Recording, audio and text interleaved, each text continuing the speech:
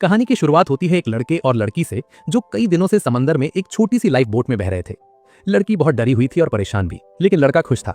उसकी आंखों में उम्मीद थी, क्योंकि वो उस लड़की को देखते ही उसके प्यार में पड़ गया था। उसे लगा किस्मत ने उसे एक मौका दिया है उस लड़की के साथ रहने का। तभी उन्होंने दूर बहुत एक छोटा सा आइलैंड देखा। लड़की ने वो आइलैंड देखा और जल्दी से लड़के से कहा कि बोट को किनारे की तरफ ले चलो। लेकिन लड़का बहुत थका हुआ था और वो भूख से बेहाल था। उसकी ताकत खत्म हो चुकी थी। खुशकिस्मती से सही वक्त पे हवा चलने लगी और बोट को धक्का दिया। बोट सीधा किनारे तक पहुंच गई। जैसे ही एम्मालिनी किनारे पे पहुंची, वो इतनी भूखी थी कि लगभग गिर ही गई। उसकी आंखें बंद होने लगी। वो कुछ भी खाने की चीज ढूंढने के लिए भागने लगी। उसी वक्त डीन बस एक चीज चाहता था, नहाना। वो 3 दिन से पानी में बह रहा था। उसका पूरा बदन पसीने और मिट्टी से भरा हुआ था। ये छोटा आइलैंड उसके लिए जन्नत जैसा था। यहाँ बहुत सारी चीजें थी। एक गर्म पानी का झरना भी था जो जमीन से निकलता था। डीन ने एम्मालिनी को बुलाया। वो चाहता था कि वो भी पानी में आए। सिर्फ एक हफ्ते पहले ये दोनों एक दूसरे को जानते तक नहीं थे। वो बिल्कुल अलग जिंदगी जीते थे। एम्मालिनी एक अमीर घर से थी। उसका दिल अच्छा था और सब उसे पसंद करते थे, लेकिन वो कभी प्यार में नहीं पड़ी थी। उसकी फ्रेंड्स उसे प्यार की कहानियां सुनाती थीं जो उसके दिल को छू जाती थीं। उसे भी प्यार करना था। इस ग्रेजुएशन ट्रिप पे उसने सोचा है कि वो अब अपनी सिंगल लाइफ खत्म करेगी। एम्मालिनी इस ट्रिप के लिए बहुत एक्साइटेड थी, लेकिन डीन को यह सब बेकार लग रहा था। उसे बहुत सारे स्कूल से निकाल दिया गया था क्योंकि वो बहुत जिद्दी था। वो किसी की नहीं सुनता था। वो बस अपनी बोरिंग जिंदगी से भागना चाहता था। उस रात सबने यार्ड पे पार्टी की। एम्मालिनी की बेस्ट फ्रेंड ने उसे हौसला दिया और कहा, किसी लड़के से बात करो, अपने लिए प्यार ढूंढो। लेकिन एम्मालिनी हिम्मत नहीं जुटा पाई। वो चुपचाप एक कोने में खड़ी रही। अचानक पुलिस आ गई बिना बताए। सब डर गए और घबरा गए। सारी भगदड़ में किसी ने गलती से एम्मालिनी को धक्का दे दिया और वो पानी में गिर गई। डीन ने देखा कि कोई पानी में गिर गया है। डीन तुरंत पानी में कूद गया और उसे एक छोटी रेस्क्यू बोट पे खींचा। उसने उसे बचा लिया। एम्मालिनी समझ पाती इससे पहले डीन ने बोट की रस्सी काट दी। वो नहीं चाहता था पुलिस उसे घर ले जाए, तो उसने इंतजार करने का सोचा। लेकिन तभी अचानक भारी बारिश होने लगी और तेज आंधी आने लगी। पुलिस चली गई और यार्ड भी दूर चला गया। दोनों ने यार्ड को पकड़ने की कोशिश की और जोर जोर से चिल्लाए, लेकिन फिर उन्होंने एक शॉकिंग चीज देखी। छोटी बोट में इंजन ही नहीं था। वो अब समंदर के बीच में फंस गए थे। दूसरी तरफ ट्रिप खत्म हुई। स्कूल ने सबका नाम चेक किया और उन्हें पता चला 2 स्टूडेंट्स मिसिंग हैं। उन्हें ढूंढना बहुत मुश्किल था। खुशकिस्मती से एम्मालिनी और डीन एक आइलैंड पे पहुंच गए। आइलैंड देखने के बाद उन्होंने देखा यहाँ बहुत सारी चीजें हैं। एम्मालिनी को कुछ सफेद बेरीज मिली जो देखने में बहुत सुंदर लग रही थी। वो उन्हें खाने वाली थी, लेकिन डीन ने उसे रोक लिया और समझाया कि जो फल सुंदर दिखते हैं वो अक्सर जहरीले होते हैं। सिर्फ जामुनी और नीली बेरीज खाने के लिए ठीक है। एम्मालिनी समझ नहीं पाई, लेकिन उसने फ्रूट नीचे रख दिया। उसके पेट में भूख का दर्द अब बहुत ज्यादा हो रहा था। कुछ और घंटे चलने के बाद उन्होंने समंदर की तरफ देखा। लहरें किनारे से टकरा रही थीं और आसमान में अंधेरा हो रहा था। उनके दिलों में डर आने लगा। उन्होंने बोट पे वापस जाने का सोच लिया। पहाड़ से नीचे आते हुए डीन को एक गुफा मिली। वो बहुत अंधेरी और डरावनी लग रही थी। डीन ने सोचा वो वहां आंधी से बच सकते हैं, लेकिन एम्मालिनी ने तुरंत मना कर दिया। वो सिर्फ महंगी होटल्स में रुकी थी। वो ऐसी किसी जगह पे नहीं रह सकती थी। उसने अभी ये कहा ही था कि तभी अचानक बहुत सारे चमगादड़ गुफा से उड़ के निकले। दोनों बहुत डर गए। इस वजह से वो और भी ज्यादा आइलैंड से भागना चाहते थे, लेकिन जब वो बीच पे पहुंचे उनकी बोट गायब थी। हवा उसे उड़ा ले गई थी। बड़ी खाली बीच पे खड़े होकर एम्मालिनी रोने लगी। डीन का खुश मूड भी जाने लगा। सूरज ढलने लगा और अंधेरा छाने लगा। कोई बोट नजर नहीं आ रही थी। उनके पास कोई रास्ता नहीं था। उन्हें कुछ खाने की चीज ढूंढनी थी और इसे एक चैलेंज की तरह देखना था। डीन ने आग जलाने की बहुत कोशिश की। उसने पूरी ताकत लगाई। उनके आसपास सब कुछ शांत था। एम्मालिनी ने अपना फोन निकाला। बैटरी बहुत कम बची थी और उसे चिंता होने लगी। इस जगह पे सिग्नल भी नहीं था। वो ठंडी भी थी और भूखी भी। डीन ने अपनी जैकेट उतारी और वो एम्मालिनी को दे दी। वो एक अच्छा लड़का था। कुछ देर के बाद जब वो आराम कर रहे थे, तभी अचानक एम्मालिनी को एक आवाज सुनाई दी। वो बहुत अजीब आवाज थी जो पहाड़ों के अंदर गहराई से आ रही थी। वो इतनी डर गई कि वो पूरी रात सो नहीं पाई। अगली दोपहर डीन जागा। उसने आंखें खोली और उसकी ताकत वापस आ गई थी, लेकिन उसने इधर उधर देखा तो एम्मालिनी कहीं नहीं थी। वो घबरा गया और बीच पे गया। उसने एम्मालिनी को देखा जो लकड़ियों से रेत में SOS सिग्नल बना रही थी। उसका फोन बंद हो गया था। अगर उन्होंने जल्दी कोई रास्ता नहीं निकाला तो उन्हें बस मौत का इंतजार करना होगा। डीन पूरी तरह जाग गया। उसने कपड़े उतारे और समंदर में कूद गया। वो स्विम करने लगा। ये जगह उन छोटे पूल से बहुत बेटर थी। इस वक्त स्कूल और उनकी फैमिलीज ने पुलिस को सब बता दिया था। वो सोचते थे दोनों समंदर में गिर गए और मर गए, तो उन्होंने पास की बीचेस में देखना शुरू कर दिया, लेकिन इससे कोई रिजल्ट नहीं मिला। उसी वक्त एम्मालिनी फ्रेश पानी ढूंढ रही थी। वो उन गर्म पानी के तालाब पे वापस गई जो उन्होंने एक दिन पहले देखे थे, लेकिन उसे लगा जैसे कोई उसे देख रहा है। ये फीलिंग बहुत अजीब और डरावनी थी, तो वो जल्दी से डीन के पास वापस भाग आई। कहते हैं जब मर्द और औरत साथ में काम करते हैं तो काम आसान हो जाता है। डीन को लकड़ी के साथ काम करने की कुछ स्किल्स थी। उसने सिर्फ अपने हाथों से एक छोटा शेल्टर बनाना शुरू किया। वो बहुत छोटा था, लेकिन वो उन्हें धूप और बारिश से बचा सकता था। बाद में डीन को कुछ जंगली नारियल मिले। दोनों ने अंदर का मीठा हिस्सा खाया और इससे उनका मूड बहुत अच्छा हो गया। नारियल के साथ उन्हें जंगली केले भी मिले। ये फ्रूट्स उन्हें अभी के लिए जिंदा रखने के लिए काफी थे। कहते हैं जब पेट भर जाता है तो दिमाग दूसरी चीजें सोचना शुरू करता है, और डीन भी अलग नहीं था। एमिलिनी को देखता रहा था, उसके खूबसूरत बदन को देखता रहा था। उसे लगा ये मौका वेस्ट नहीं करना चाहिए। उसने उसे अपने साथ स्विम करने को कहा, लेकिन ये उसके दिमाग को शांत करने के लिए काफी नहीं था। उसने एमिलिनी को अपने फीलिंग्स के बारे में बताने का सोच लिया। वो झरने के नीचे नहा रही थी। डीन पास में खड़ा था और उसे ध्यान से देखता रहा। उसके दिमाग में एक अजीब आइडिया आया। वो उसके साथ एक बच्चा चाहता था और अपनी खुद की दुनिया बनाना चाहता था। ज्यादातर लोग जो आइलैंड पे फंस जाते हैं वो बहुत उदास हो जाते हैं, लेकिन डीन बिल्कुल उल्टा महसूस कर रहा था। चारों तरफ खूबसूरत नज़ारे थे और उसके पास एक खूबसूरत लड़की थी। ये वही जिंदगी थी जिसके बारे में वो सिर्फ सपने देख सकता था। एमिलिनी के पेरेंट्स ने उसे ढूंढने में बहुत पैसा खर्च किया था। 2 महीने गुजर गए लेकिन अभी भी कोई न्यूज़ नहीं थी। अंत में पुलिस ने भी ढूंढना छोड़ दिया था। उन्होंने सोचा कि दोनों शायद समंदर में मर गए, लेकिन एमिलिनी के पेरेंट्स ने कभी उम्मीद नहीं छोड़ी और ना ही एमिलिनी ने। हर दिन वो अपनी पहले की जिंदगी के बारे में सोचती। वो अमीर जिंदगी में पैदा हुई थी, उसे कभी खाने या कपड़ों की चिंता नहीं करनी पड़ी। उसकी दुनिया डीन से बिल्कुल अलग थी। वो गरीब लड़का था। आइलैंड पे फंसने के बाद किसी ने भी सोचा नहीं किया कि डीन मिसिंग था। गुस्से में डीन ने एक लकड़ी उठाई और जमीन पे जोर से मारी। तभी अचानक उसने कुछ देखा। जमीन में एक हड्डी का ढांचा छुपा हुआ था। ये देखते ही एमिलिनी इतनी डर गई कि उसके पूरे बदन में कांप आ गई। वो डर से बिल्कुल घिर गई। उसके दिमाग में सिर्फ एक ही बात घूमने लगी, शायद वो भी एक दिन यही हड्डी का ढांचा बनकर रह जाएगी। उसकी मेंटल स्टेट टूटने लगी, लेकिन डीन ने उसे तसल्ली दी। उसने वादा किया जब तक वो है उसे डरने की जरूरत नहीं है। उसके हौसले से एमिलिनी धीरे धीरे शांत हो गई। दोनों ने एक रोमांटिक रिलेशनशिप शुरू की। एमिलिनी के लिए ये प्यार का पहला एक्सपीरियंस था। वो गहरी नींद सोई और सिर्फ अगली शाम जागी, लेकिन जब उसने आंखें खोली डीन कहीं नहीं था। उसने उसका नाम पुकारा लेकिन कोई जवाब नहीं आया। वो जंगल में और अंदर गई।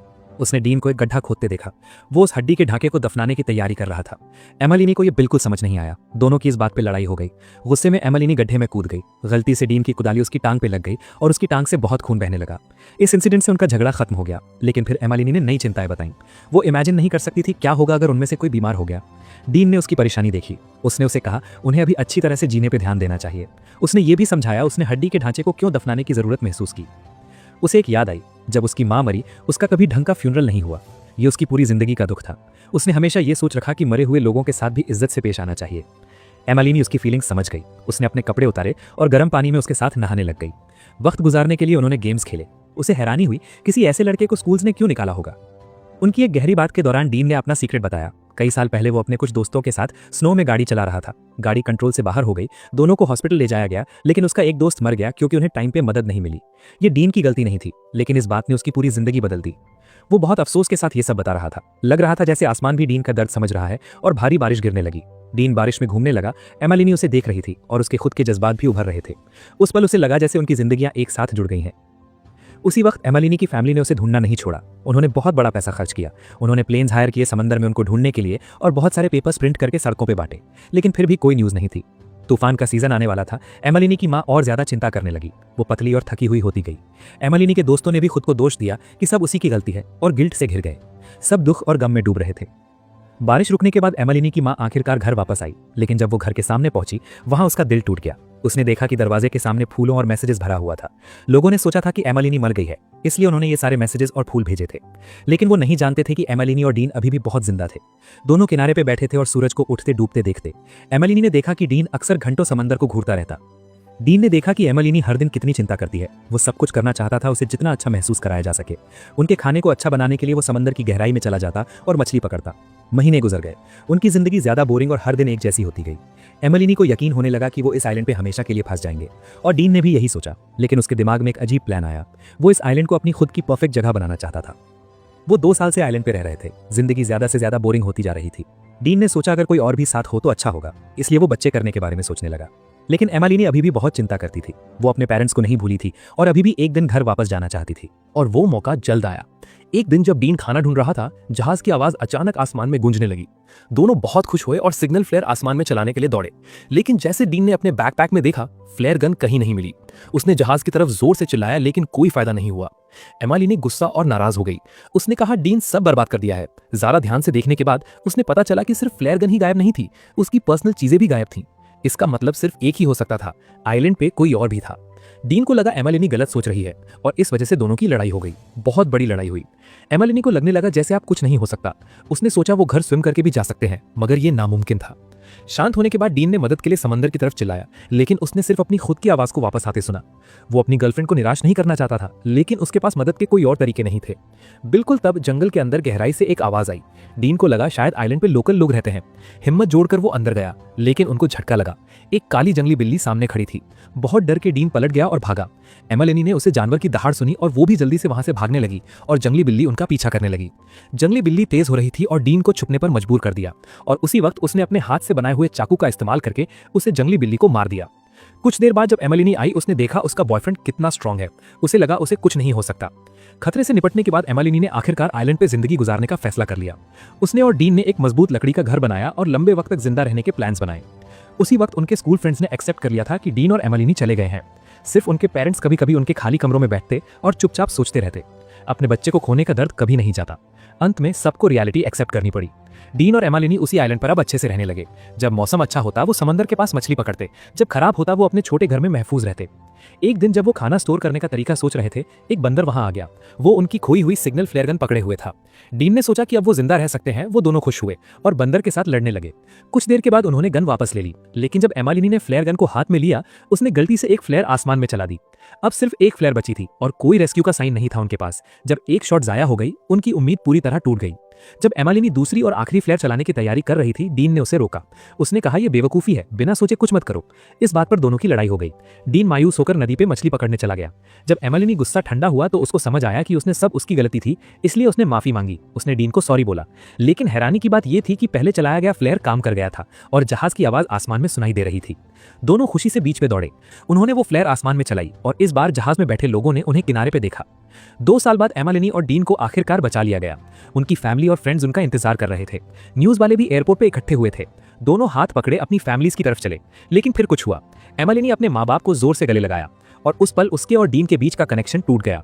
डीन ने पलट के एमिलिनी को देखा। उसकी आंखों में उदासी और अफसोस था, लेकिन उसने कभी पलट के नहीं देखा। वो अपनी अलग अलग जिंदगियों में वापस चले गए। वो दोनों पहले एक दूसरे को नहीं जानते थे और आइलैंड पे जितना कुछ भी हुआ वो सब एक ख्वाब की तरह लग रहा था। लेकिन डीन एमिलिनी के बारे में सोचना बंद नहीं कर पाया। कुछ दिनों के बाद एक रात डीन चुपके से उसकी खिड़की पे गया। उसे लगा कि वो फिर से सब कुछ कर सकते हैं जैसा वो आइलैंड पर रहते थे। लेकिन एमिलिनी ने उसके साथ बहुत अजीब तरीके से बात की, जैसे कि वो उसको जानती भी ना हो। कुछ दिनों के बाद एमिलिनी के माँ बाप ने उसके लिए एक बर्थडे पार्टी दी और उसे गिफ्ट में एक घर दिया। इस बीच एमिलिनी वही मशहूर लड़की बनी रही और उसके बहुत दोस्त थे, जबकि डीन अभी भी वही लड़का था जिसे कोई जानता तक नहीं था, जो वो लड़का जो स्कूल में बहुत मुश्किल होती थी। स्कूल में कभी कभी उनकी आंखें मिलती, लेकिन दोनों में से किसी ने एक शब्द भी नहीं बोला।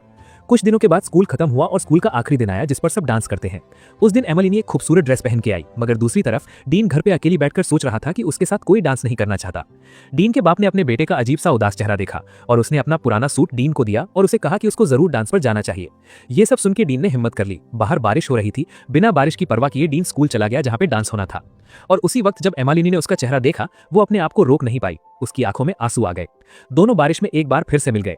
डीन ने एक रिंग तैयार रखी थी जो उसने को पहना दी। उसी वक्त डीन ने एमिलिनी से डांस करने को कहा और वो फिर से एक साथ आ गए। और इसी के साथ मूवी यहाँ पर खत्म हो जाती है। वीडियो पसंद आई तो लाइक कर देना, चैनल को सब्सक्राइब कर लेना। मिलते हैं अगली वीडियो में।